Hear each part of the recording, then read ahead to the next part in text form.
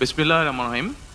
Before I start delivering my statement, we can see that we have a huge number of journalist friends who have come from outside Bangladesh. So before I deliver my statement in Bangla, I would like to say something very briefly in English for our friends who have come from outside Bangladesh. Dear fellow citizens, distinguished journalists from home and abroad, good afternoon and Assalamu alaikum. The freedom-loving, pro-democracy people of the country have once again brought victory to the Bangladesh Nationalist Party, BNP. Alhamdulillah. This victory belongs to Bangladesh. This victory belongs to democracy. This victory belongs to the people who aspire to and have sacrificed for democracy.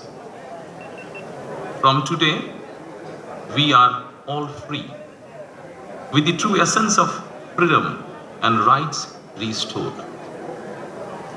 I congratulate the people of Bangladesh by overcoming all obstacles. You have paved the way of establishment of democracy in the country.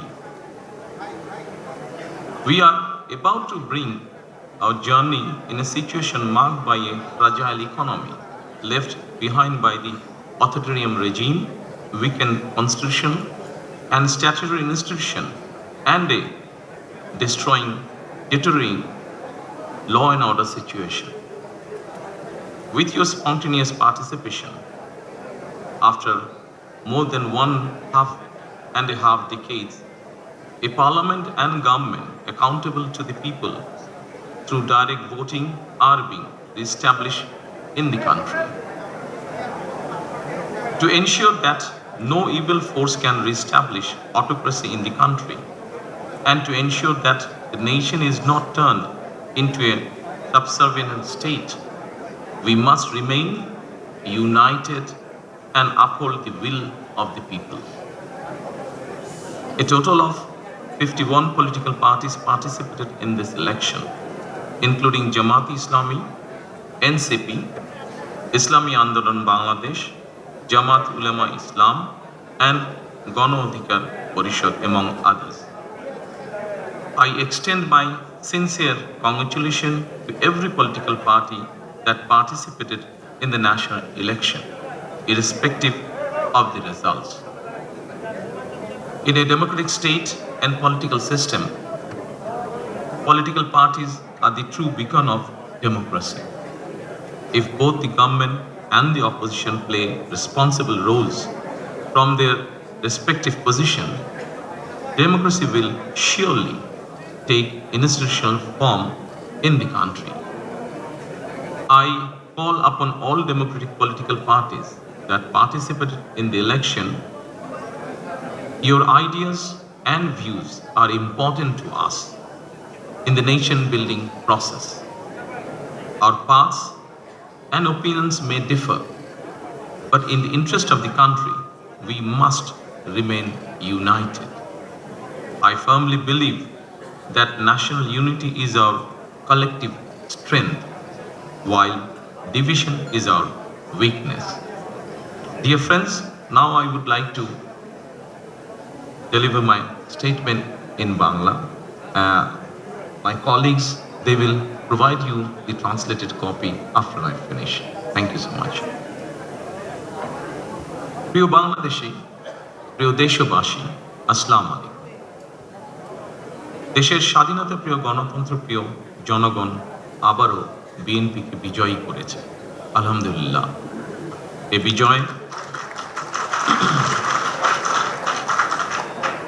বিজয় বাংলাদেশের, এই বিজয় গণতন্ত্রের, এই বিজয় গণতন্ত্রকামী জনগণের। আজ থেকে আমরা সবাই স্বাধীন। আমি দেশের সকল জনগণকে জানাই আন্তরিক অভিনন্দন। সকল প্রতিবন্ধকতা মোকাবেলা করে আমরা দেশের গণতন্ত্র প্রতিষ্ঠার পথ সুগম করেছি। ফ্যাসিবাদের রেখে যাওয়া ভঙ্গুর অর্থনীতি অকার্যকর করে দেওয়া সাংবিধানিক এবং বিধিবদ্ধ প্রতিষ্ঠান এবং দুর্বল আইন শৃঙ্খলা পরিস্থিতি, এমন একটি পরিস্থিতির মধ্যে দিয়ে আমরা যাত্রা শুরু করতে যাচ্ছি। আপনাদের স্বতঃস্ফূর্ত অংশগ্রহণের 1.5 দশকেরও বেশি সময় পর দেশে পুনরায় জনগণের সরাসরি ভোটে জনগণের কাছে জবাবদিহিমূলক সংসদ এবং সরকার প্রতিষ্ঠিত হতে যাচ্ছে। আর কোনো অপশক্তি যাতে দেশে ফ্যাসিবাদ কায়েম করতে না পারে, দেশকে তাবেদার রাষ্ট্রে পরিণত করতে না পারে, এজন্য আমরা সকলে ইনশাআল্লাহ ঐক্যবদ্ধ থাকবো এবং থাকতে হবে। জামাতে ইসলাম, এনসিপি, ইসলামী আন্দোলন বাংলাদেশ, জমিয়তুল ইসলাম, গণ অধিকার পরিষদ সহ 51টি রাজনৈতিক দল এই নির্বাচনে অংশগ্রহণ করেছিল। জাতীয় নির্বাচনে অংশগ্রহণকারী প্রতিটি রাজনৈতিক দলকে আন্তরিক অভিনন্দন জানাই। গণতান্ত্রিক রাষ্ট্র এবং রাজনীতিতে রাজনৈতিক দলগুলো মূলত গণতন্ত্রের বাতিঘর। সরকার এবং বিরোধী দল যে যার অবস্থান থেকে দায়িত্বশীল ভূমিকা পালন করলে অবশ্যই দেশে গণতন্ত্র প্রাতিষ্ঠানিক রূপ পাবে বলে আমরা দৃঢ়ভাবে বিশ্বাসী। নির্বাচনে অংশগ্রহণকারী প্রতিটি গণতান্ত্রিক রাজনৈতিক দলগুলোর প্রতি আহ্বান জানাই, দেশ গঠনে আপনাদের চিন্তা ভাবনা আমাদের কাছে অত্যন্ত গুরুত্বপূর্ণ। আমাদের পথ এবং মত ভিন্ন থাকতে পারে, কিন্তু দেশের সাথে আমরা সবাই এক। আমি বিশ্বাস করি জাতীয় ঐক্য আমাদের শক্তি, বিভাজন আমাদের দুর্বলতা। প্রিয় দেশবাসী, জনমনে সৃষ্ট সকল সংশয় কাটিয়ে শেষ পর্যন্ত দেশে শান্তিপূর্ণভাবে একটি অবাধ, সুষ্ঠু এবং নিরপেক্ষ নির্বাচন অনুষ্ঠিত হয়েছে। এজন্য অন্তর্বর্তীকালীন সরকার এবং নির্বাচন কমিশনকে বিশেষ ধন্যবাদ জানাই। জনগণের প্রত্যাশিত এই নির্বাচন অনুষ্ঠানের জন্য গণতন্ত্রের ইতিহাসে আপনাদের অবদান স্মরণীয় হয়ে থাকবে। নিরপেক্ষ নির্বাচন অনুষ্ঠানের সঙ্গে সংশ্লিষ্ট বিচারিক কর্মকর্তা, জনপ্রশাসন, সশস্ত্র বাহিনী এবং আইন শৃঙ্খলা বাহিনী সকল কর্মকর্তা, সদস্য এবং রিটার্নিং অফিসার, সহকারী রিটার্নিং অফিসার, প্রিজাইডিং অফিসার, সহকারী প্রিজাইডিং অফিসার এবং পোলিং অফিসার সহ সংশ্লিষ্ট ব্যক্তিবর্গ, আপনাদের আন্তরিকতা এবং দায়িত্বশীল ভূমিকা ছাড়া অবাধ এবং সুষ্ঠু নির্বাচন সম্ভব হতো না। আপনাদেরকে অসংখ্য ধন্যবাদ। এই নির্বাচনে দেশি এবং বিদেশি গণমাধ্যম এবং পর্যবেক্ষকদের ভূমিকাও ছিল অত্যন্ত গুরুত্বপূর্ণ। আপনাদের প্রতিও রইল অকৃত্রিম শুভেচ্ছা। ৭১-এর স্বাধীনতা অর্জনের যুদ্ধ থেকে ২০২৪ সালে দেশ এবং জনগণের স্বাধীনতা রক্ষার যুদ্ধ, এই দীর্ঘ সময় দেশ গণতন্ত্র প্রতিষ্ঠার আন্দোলনে যারা শহীদ হয়েছেন, হতাহত হয়েছেন, যাদের রক্ত মাড়িয়ে কষ্টে সিঁড়ি বেয়ে আজকের এই গণতান্ত্রিক বাংলাদেশ, সেই সকল বীর শহীদদের প্রতি জানাই গভীর শ্রদ্ধা। মহান আল্লাহ দরবারে তাদের মাগফিরাত কামনা করছে। যারা মানুষের গণ অধিকার প্রতিষ্ঠার সংগ্রামে প্রাণ দিয়েছেন, হতাহত হয়েছেন, দেশের গণতান্ত্রিকামী জনগণ আপনাদের ভূমিকাকে গভীর শ্রদ্ধার সঙ্গে স্মরণ করবে ইনশাআল্লাহ। প্রিয় দেশবাসী, জনগণের রায় পেলে বিএনপি রাষ্ট্র মেরামতের রূপরেখা উপস্থাপন করেছিল। অন্যান্য গণতান্ত্রিক দল এবং সারা দেশের জনগণের সঙ্গে মত বিনিময়ের মাধ্যমে ৩১ দফা প্রণয়ন করেছিল। ৩১ দফার আলোকে ঘোষণা করা হয়েছে দলীয় ইশতেহার। একই সঙ্গে কয়েকটি বিষয়ে নোট অফ ডিসেন্ট দিয়ে বিএনপি জুলাই সনদেও স্বাক্ষর করেছে। আমরা জনগণের কাছে প্রতিশ্রুতিবদ্ধ, প্রত্যাশিত প্রতিটি অঙ্গীকার পর্যায়ক্রমিকভাবে বাস্তবায়ন করব ইনশাআল্লাহ। সারা দেশে বাংলাদেশ জাতীয়তাবাদী দল বিএনপির সর্বস্তরের নেতা কর্মী সমর্থক ছাড়াও দেশের গণতান্ত্রিকামী জনগণের সামনে আজকের এই সময়টি অত্যন্ত গুরুত্বপূর্ণ এবং আনন্দের। এমন এক আনন্দঘন পরিবেশে আপসীন দেশনেত্রী বেগম খালেদা জিয়ার অনুপস্থিতি আমাদেরকে করেছে ভারাক্রান্ত। রাষ্ট্র ও রাজনীতিতে জনগণের অধিকার প্রতিষ্ঠার এমন একটি গণতান্ত্রিক সময়ের প্রত্যাশায় তিনি ফ্যাসিবাদের বিরুদ্ধে আপোষহীন লড়াই করেছিলেন। স্বৈরাচার কিংবা ফ্যাসিবাদের সঙ্গে কখনো আপোষ করেননি। দেশ এবং জনগণের স্বার্থে প্রশ্নে বরাবরই তিনি ছিলেন অটল, অবিচল। আমরা আল্লাহর দরবারে মরহুমা খালেদা জিয়ার মাগফিরাত কামনা করছি। প্রিয় দেশবাসী, স্বাধীনতার ঘোষকের প্রতিষ্ঠিত বাংলাদেশ জাতীয়তাবাদী দল বিএনপিকে দেশের জনগণ আবারও রাষ্ট্র পরিচালনার ম্যান্ডেট দিয়েছেন। জনগণ বিএনপির প্রতি যে বিশ্বাস এবং ভালোবাসা দেখিয়েছেন, এবার জনগণের জীবন মান উন্নয়নের জন্য নিরলস কাজের মাধ্যমে জনগণের এই বিশ্বাস এবং ভালোবাসার প্রতিদান দিতে আমাদেরকে ঐক্যবদ্ধভাবে কাজ করতে হবে। এবার আমি সারা দেশে বিএনপির সর্বস্তরের নেতাকর্মী সমর্থকদের ধন্যবাদ জানিয়ে বলতে চাই, শত নির্যাতন নিপীড়নের পরও আপনারা রাজপথ ছাড়েননি। গণতন্ত্র প্রতিষ্ঠাত সংগ্রামে অটুট ছিলেন, অনড় ছিলেন। এবার দেশ গড়ার পালা আমাদের।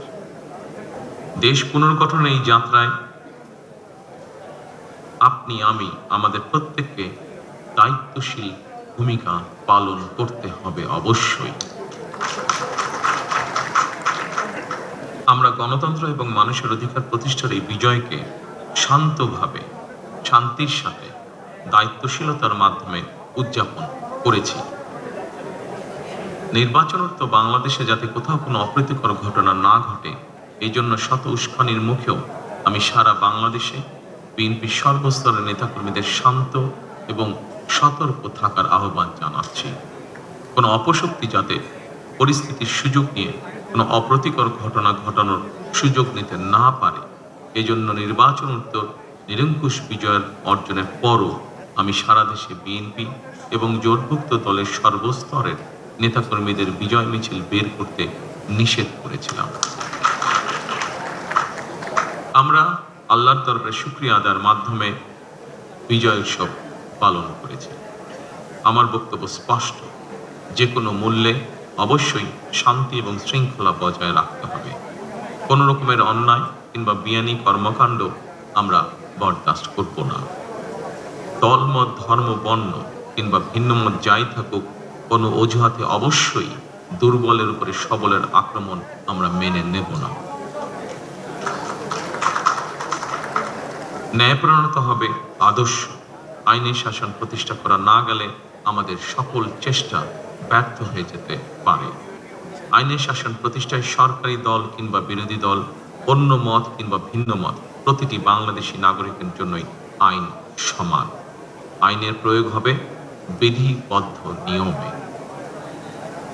নির্বাচনে একে অপরের বিরুদ্ধে কিংবা এক দল আরেক দলের বিরুদ্ধে প্রতিদ্বন্দ্বিতা করতে গিয়ে নির্বাচনের মাঠে হয়তো কোথাও কোথাও নিজেদের মধ্যে ভুল বোঝাবুঝির সৃষ্টি হয়ে থাকতে পারে। তবে এ ধরনের বিরোধ যেন প্রতিশোধ, প্রতিহিংসায় রূপ না নেয়, সে ব্যাপারে সবাইকে সতর্ক থাকার জন্য আমি আন্তরিকভাবে আহ্বান জানাচ্ছি। দেশে গণতান্ত্রিক জনগণের প্রতি আমার আহ্বান, আসুন যেভাবে আমরা গণতন্ত্র প্রতিষ্ঠার লড়াইয়ে ভূমিকা রেখেছিলাম, একইভাবে এবার দুর্নীতি এবং আইন শৃঙ্খল নিয়ন্ত্রণ এবং জনগণের প্রতি জবাবদিহিতার মাধ্যমে আমরা বাংলাদেশকে একটি নিরাপদ, মানবিক বাংলাদেশ হিসেবে প্রতিষ্ঠার জন্য যে যার অবস্থান থেকে আমরা ভূমিকা রাখি। একটি নিরাপদ মানবিক গণতান্ত্রিক বাংলাদেশ প্রতিষ্ঠার যাত্রাপথে আমি ভিন্ন দল কিংবা ভিন্ন মতের সকলের সহযোগিতা কামনা করছি। বিশ্বের সকল গণতান্ত্রিক শক্তি, সকল প্রবাসী বাংলাদেশী এবং দেশের স্বাধীনতা প্রিয় জনগণের প্রতি আবারও বিজয়ের অভিনন্দন এবং ধন্যবাদ জানিয়ে আমার বক্তব্য শেষ করছি। আল্লাহ হাফেজ। বাংলাদেশ জিন্দাবাদ।